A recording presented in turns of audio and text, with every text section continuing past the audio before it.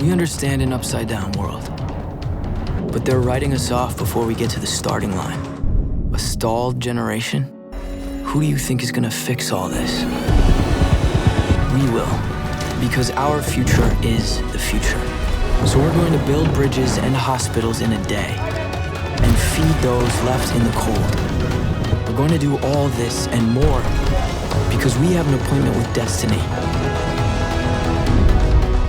Happening, sports fans, we welcome you back to another episode of San Diego Prep Insider, Jake Savicki's least favorite high school sports show of all time. Look, I want to apologize. There have been a couple coaches and people that have caught unnecessary strays over the course of this show. You guys have quite the rivalry now. Bodie DeSilva, Blythe, California, caught an unnecessary stray from Bodie once upon a time. JT O'Sullivan has caught some, semi-intentional, somewhat unintentional stray. Like, look, sometimes let's pull back the curtain a little bit. We do absolutely no show prep. We largely just, look, we all kind of live in the high school sports scene, so we all know what we want to talk about, and we're all busy adults. So I do some shows. I'm saying we as a collective group do not sit down. No, this is ad lib at its best right here. Well, and that's where I say it's not entirely ad lib because we're people, and that's Dave Ring from DR Player Development. We're all people that know this stuff already. We've been doing this for a while. We got good vibes. But we also, we all live and work in the high school scene, so we don't need to say, hey, Dave, can you please talk about these three players? Hey, Bodie, can you talk about these three players? Like, we just organically all kind of have our knowledge. So, yeah, sometimes, it's a good combo, man. Sometimes, look, you get in, second and long, and you take a shot real deep down the field, and, you overthrow the ball out the back of the end zone, and you hit Jake Savicki in the head. Good to finally see the rain, doesn't rain too much. Talk about the rain. The rain last night. The rain. That was just enough to water the fields, make them look good for today. I think everyone's been rolling. So we need to have a meter on how stressed coaches are in proportion to the rain. Like, this rain measures 4.5 coaches out of 5 stresses. Because yes, that rain. Also joining us on the Zoom today is the official Scorebook Live reporter for all things baseball in the entire world, Mr. Bodie DeSilva. Bodie, hello. How is life in charge of all things high school baseball in the entire world? Yeah, last week was definitely better than the previous week. 20 of our top 25 teams lost at least one game, so that was more chaos than I thought I'd signed up for. But no, look, Southern California, the Southern section, San Diego section, the baseball is so competitive.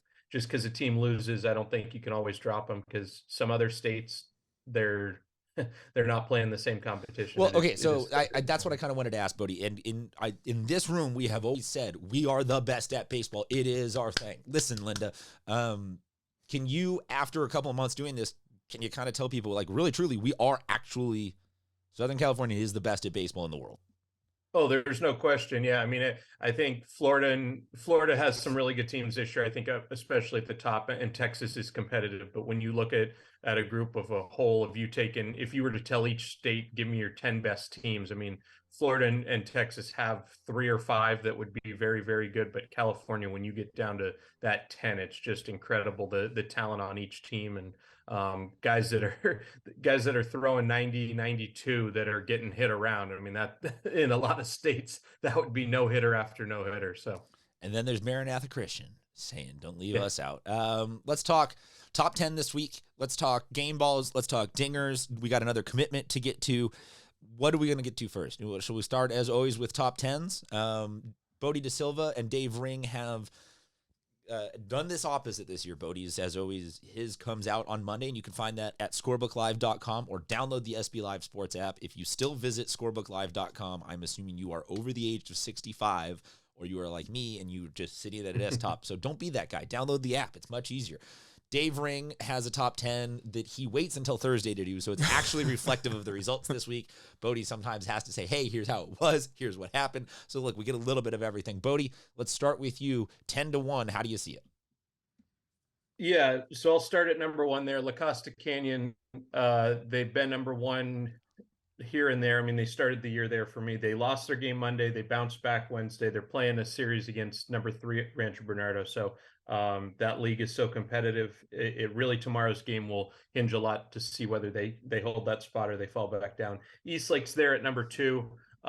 They've been dealing with some injuries, but I think if there was a time for it to happen, it was the right time, right when they got some transfers eligible with that sit out period the last couple of weeks. So they had a really impressive 3-1 week at the Lions tournament.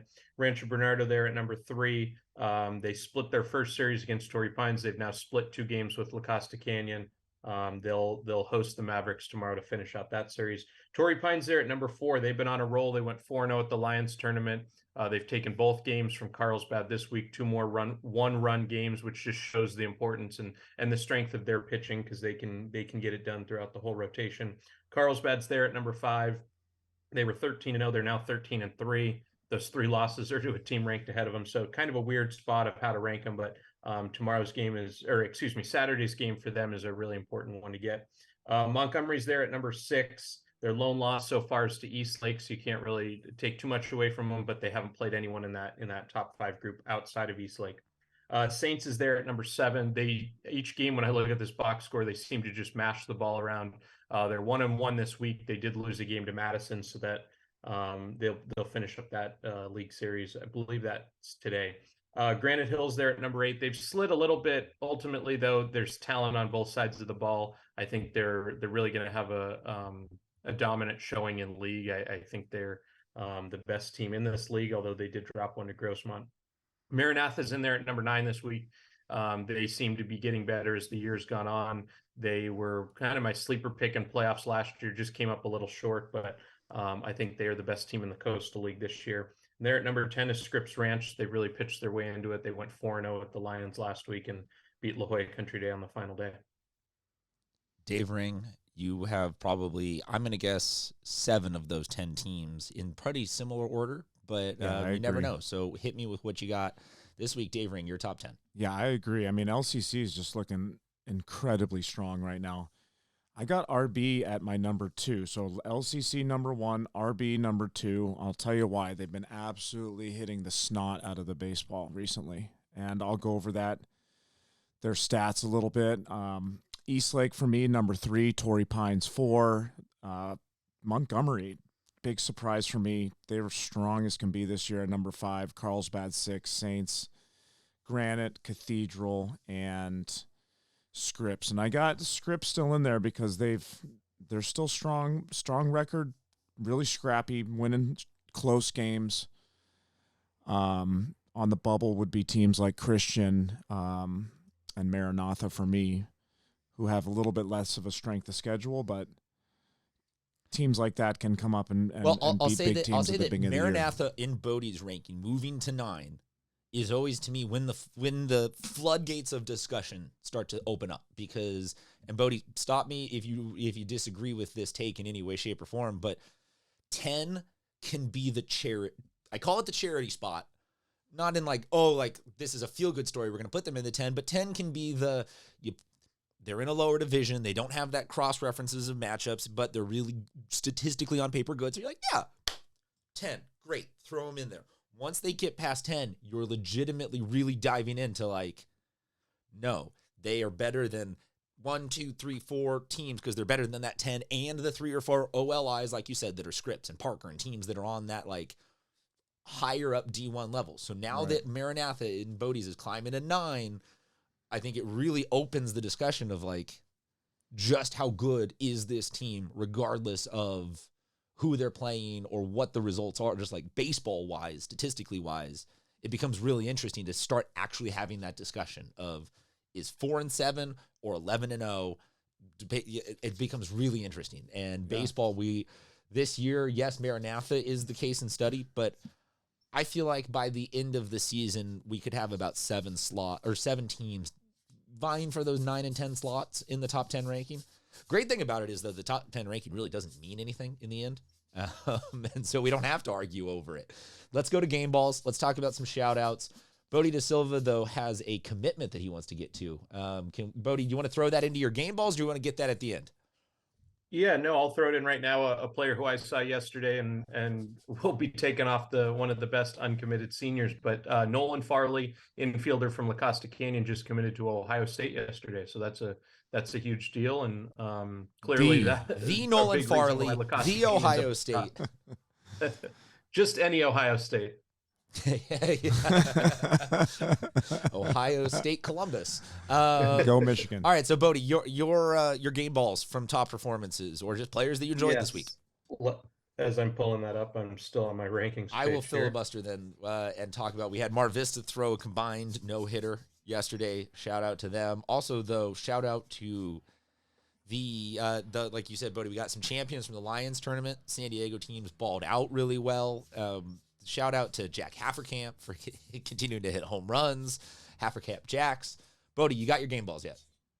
I do. All right. Kevin Takuchi from Rancho Bernardo, 8 for 13 last week, 3 home runs, 2 doubles, drove in 9 runs, a huge performance at the Lions tournament. Want to get to him Gabe later. Camacho from La Costa Canyon, 6-inning no-hitter in their win against Granite Hills because they were up 12-0, so it finished an inning early. And he also had a .526 on base percentage for the week. Daniel Mora from Eastlake, 7 hits, 6 RBIs during the Lions tournament.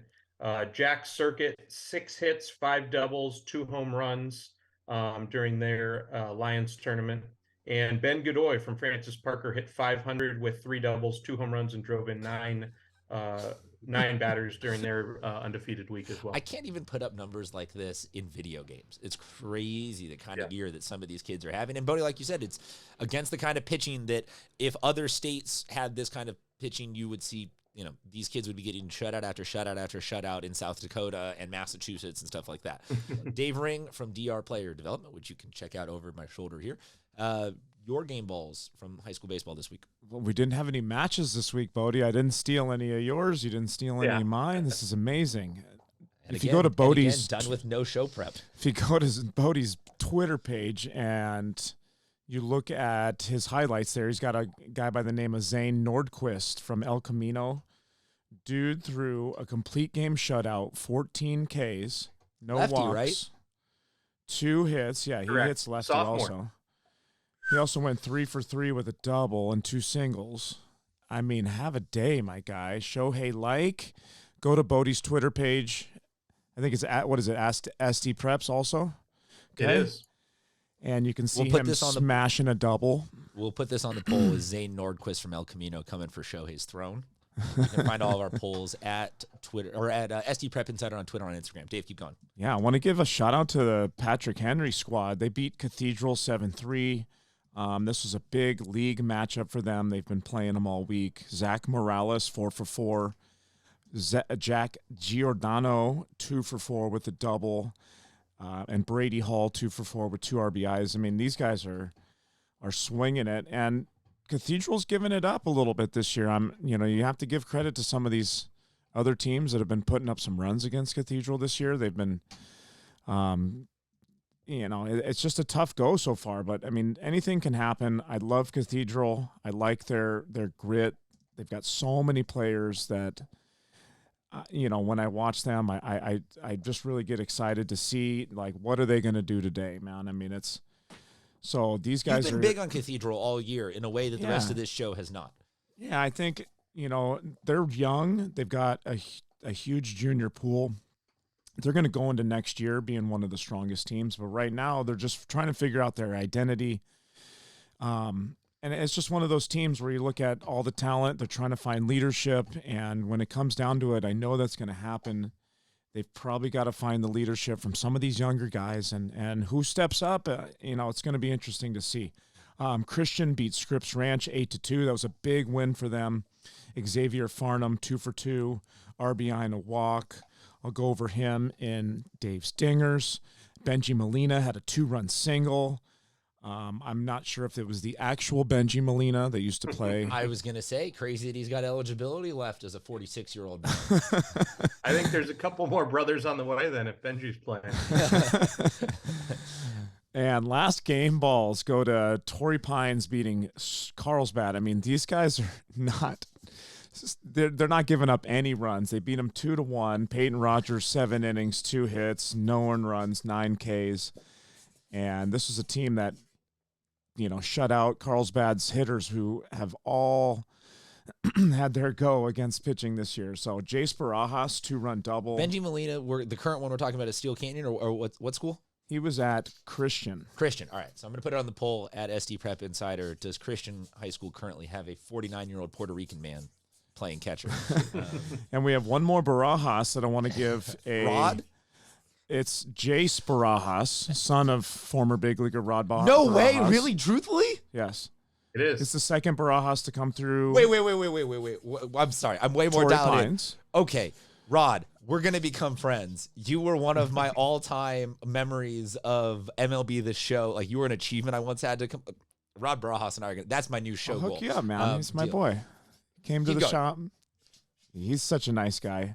He's still with the Padres. He's in the, player development department.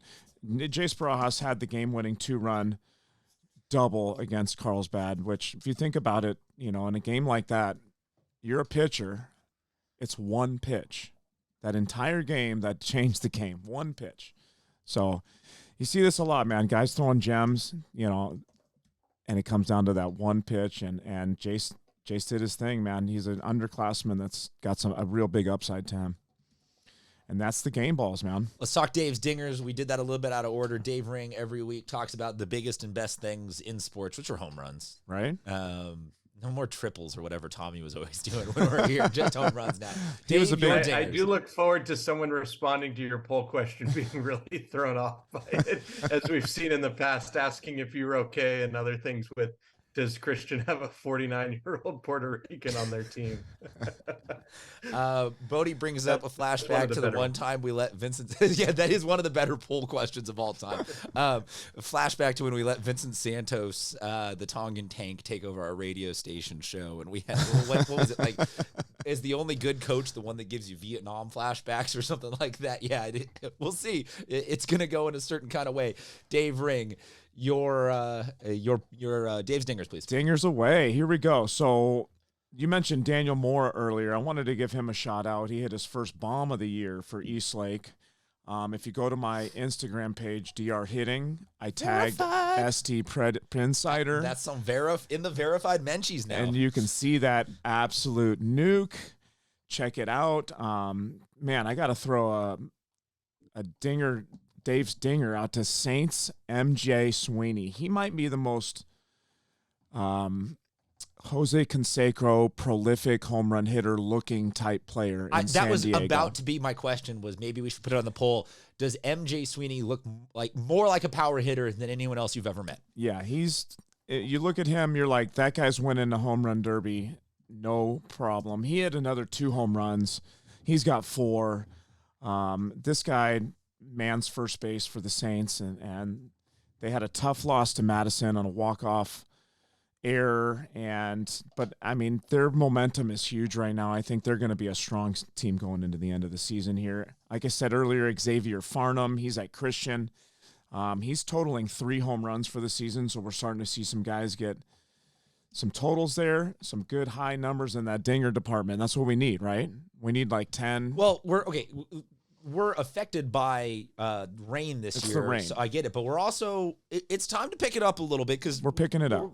But the last couple of years, at this point in the season, we've had like an 8 or a 9, closing in on double digits. And Exactly. we need, come on, guys. And like I said, the boys over at RB are hitting the absolute snot out of the ball. Jahee Lee, Tyler Arnold, they both got 3 home runs. If you look at their overall team stats, they're hitting 304 as a team. Listen to these stats: 39 doubles, 4 triples, 15 home runs. I mean, they're putting up numbers this year. The national average, I mean, if you look at the national average, it's 12 doubles for teams. So they're literally There's teams who tripling. haven't hit 15 home runs in the last 5 years. It's crazy. So There wait. Bodie De Silva, Stats and Information Department. Can you come up with an actual? Give me a good one that we can put on the poll. Who has hit more home runs in the last 5, or who has more home runs? This person or this team in the last 5 years? Just by the end of the show, give me a I funny. don't want to rip on any teams. I but I'll see do. what I happens. do. If you need to send it via text, so it's publicly my fault. That's fine with me. I have one in mind, so I'm Text working me. on it. Deal. Okay, Dave Ring. All right, last 2. I got Canyon Crest. Their center fielder, Andrew Becker, has 2 dingers. And got a shout out to San Diego leader, Nico Newhan over at Maranatha. He's got 6 now, so he's going to be touching that 10 mark at this rate. I'm thinking that, what our discussion earlier about Maranatha was, my point would be those guys hit. And I think it doesn't matter who the pitching is that day, Maranatha's going to hit. So what I do think is, I got them looking real sharp coming. All they need to do is play a few more games and show us that they're keep hitting, man. And I think we're going to see them in the top 8 here pretty soon, right? Oh, feeling risky, Dave. Yes. Reckless journalism right there. One of those days. While Bodie De Silva is looking that up, we in the last couple minutes have brought up MJ Sweeney, Kevin Takeuchi, with great, phenomenal, fantastic hitters. Last week on the show, we talked about who's the best pitcher. This week, I want to throw it out. Who do we think are currently some of the names for the best bat in San Diego right now? Dave, Bodie, I'm sure you guys are going to tread back upon some of the names that we have already talked about, and that's okay. But I am just curious, what are we even going for here? Is it slugging? Is it average? Is it total hits? I know we're all going to approach this a little bit differently. Bodie, if you want to hop in on this, you're welcome to. If you still need to filibuster while you're doing stats, we can go with maybe Dave Ring first. Yeah, I've got a few. I mean, I can go and ramble on here quick. I think, to me, it's about, when you look at the big leagues, the most popular hitters are the hottest hitters. So it has to do with hottest hitters, most consistent. And right now, for me, the hottest hitters are Kalen Applefield. He's hitting 471 at LCC. I've got Ryan Krapel at Poway. He's hitting 46. Haferkamp over at SFC. Getting a little emotional talking about Jack there. That's my boy, Blue. He's hitting 511. I mean, these 3 guys you could put up against your Kevin Takeuchi, who's hitting a cool 533 against all that competition, man. And let's be honest, there's a guy by the name of Luis Torres. He's got some hits for Montgomery this year, some clutch hits. He's top of the ranking in batting average. So for me, batting average is very important. It shows consistency. And then I look at on base also. It kind of feels like batting average is rushing yards. Like that's the first stat you go to. Right. And so right now you're saying, what's his name from Montgomery? His name was Luis Torres. Luis Torres from Montgomery, Hot. your current rushing leader or county leader in batting average. Bodie De Silva, I know you don't want to say publicly, so I'm waiting for your text to put on the poll about our differences. But no, I got a little more research on that. But yeah, in terms of the hitting names, there's not too many that Dave did not mention there. I think Jack Haferkamp's one where in that lineup, knowing how much of a threat he is and likely still being pitched around to put up the numbers he has so far, where like at Rancho Bernardo, they're all threats in the lineup. You can't really pick any there. But who was it? Wait, well, buddy, hold on a second. Who was it? It was Marcelo Mera, right?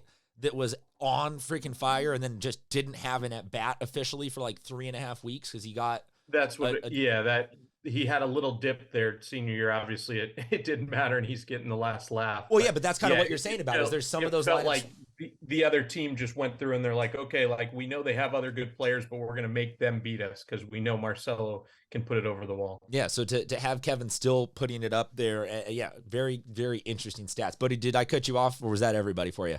Yeah, no, just I'll mention one name. Just he's had a really hot start. He was a sit-out period guy, but Tyler Wick went from Francis Parker to St. Augustine. He's only played 6 games for the Saints so far, but hitting 471, 3 doubles. So he's kind of picked up right where he left off last year, and a name to watch these next 2.5 years. I got a few last guys. I mean, I think, the guys at Carlsbad deserve some love. Camden Burdick. I mean, he's got 20 hits. He's hitting 392. And then the last guy I wanted to mention, a team that we've seen struggle this year is Granite Hills. And I think the guys over there, there's a ton of good hitters over there. And when it really comes down to it, I think his name is Camden Sauce. Sauce? Is that, how do you pronounce that last name? It's S-O. I believe that's correct. Yeah, TCU signee. Yeah, he's a stud, man. This kid rakes. He's hitting 432. He's their third baseman and catcher. You got to give that guy a lot of credit. Like you said, TCU credit commit. If you look at their squad, they are. I've been watching TCU for a while because I've followed them. They've got some absolute studs over there. To be able to commit to a school of that power, I mean, they're. You know he's a stud. So, I mean, that list right there alone, you could make. I mean, can I take all those guys for team dingers this year or what? Can we just do a draft? We're talking about my most forgotten but favorite part of the year. Is Can that we I have just to say put the together guys that Bodie mentioned and the guy that I mentioned, that's my squad. All plus a pitching machine. Whoa. Just Bodie's like, come on, man, give me a few. And Tommy can't steal any guys from me this year. No, so. Tommy's already getting ready for football season, and Yep. no, if Tommy wants in on that, we'll give him the most JV squad possible. Man, I'd put that squad up against anyone right there. I am thinking that this year we need to maybe do like a guest picker or something like that. Maybe get John Matthew from the UT or someone like that involved. But yeah, I'm not opposed to. I do enjoy that time of year, man. It's closing. It's opening day. Well, no, you enjoy that because you have the biggest social media following out of any of us to help It's get fun you putting votes. it on social, for sure, man. But it's opening day, the first podcast to SD Prep Insider, and when we get to do Team Dave Stingers. And the birth of your children coming in at fourth. And hanging out with my family. Hanging out with my family. That's 4 in order. All right. Anything else that we missed from this week in high school sports, guys? All right. Wow, man. No, let's get this good weather back, so no more delays. Yeah, I hope those fields just got watered today. Before we get out of here, we have to get one final judgment. Dave, can you please, to the studio camera, hold up your shoes so Bodie can see them? And then, Bodie, give us a number here. They're Under Armours. They're so bright I can barely tell. Did it make it's almost like a coral and orangish. Yeah. Am I seeing that right? Okay, they're nicknamed by Coach Jake Boone at the facility, the Peach Cobblers. Okay, I can see So that. yes, you have your description was right on for sure. And yes, man, I Bodie, grade them 1 to 10 before we get out of here. Oh, I'll go an 8. All right. Nice. There you go. yes, Bodie. Good vibes for everybody this week. Make sure you guys visit Scorebook Live or download that SB Live Sports app for all of Bodie's stuff / the actual journalism that's going on here. We appreciate you following along with us. Until next time, talk to you soon.